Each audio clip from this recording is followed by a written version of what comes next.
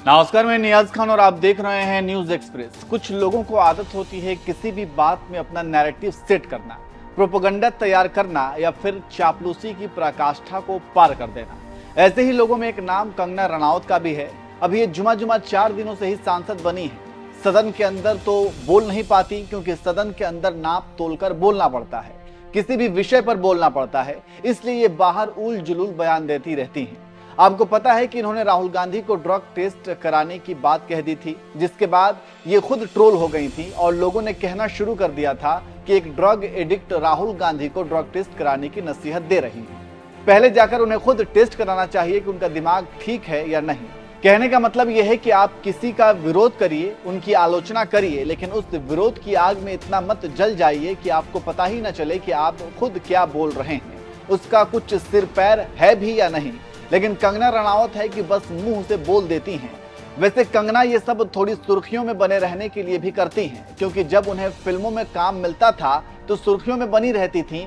जब उन्हें कोई पूछता नहीं तो सुर्खियों में बने रहने का नया तरीका निकाला है कि उल्टा सीधा बोलते रहो, राहुल गांधी पर निशाना साधते रहें। जाहिर सी बात है कि राहुल गांधी नेता प्रतिपक्ष हैं और उन पर कोई राजनीतिक हमला करता है तो वो खबर बनेगी, इसलिए कंगना सुर्खियों में बने रहने के लिए राहुल गांधी को टारगेट करती रहती हैं।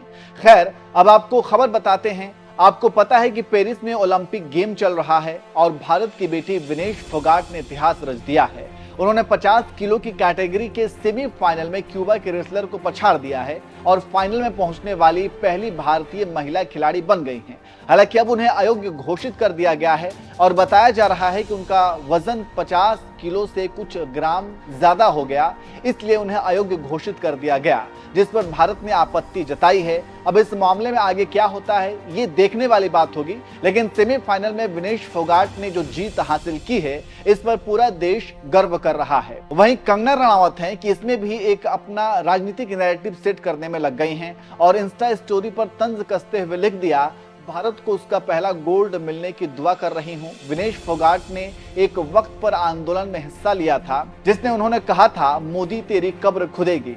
इसके बावजूद उन्हें देश का प्रतिनिधित्व करने का मौका मिला, उन्हें बेस्ट ट्रेनिंग, कोच और सहूलियत मिली।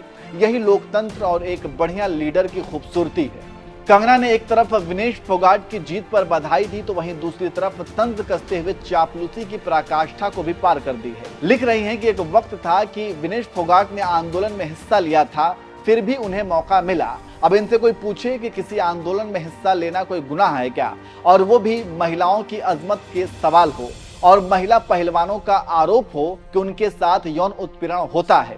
लेकिन कंगना को ये नहीं दिखता। वैसे तो बहुत बड़ी नारीवादी बनती हैं, लेकिन महिला पहलवानों ने यौन उत्पीड़न का आरोप लगाया, आंदोलन किया, लेकिन कंगना की जुबान से एक शब्द भी नहीं निकले थे। वहीं जब वही देश की बेटी ने सेमीफाइनल में क्यूबा के पहलवान को हराया तो नंबर बटोरने और चापलूसी करने का एक और मौका मिल गया और फिर इन्हें अपनी हाथों को जहमत दी और इंस्टा स्टोरी पर उनके लिए लिख डाला।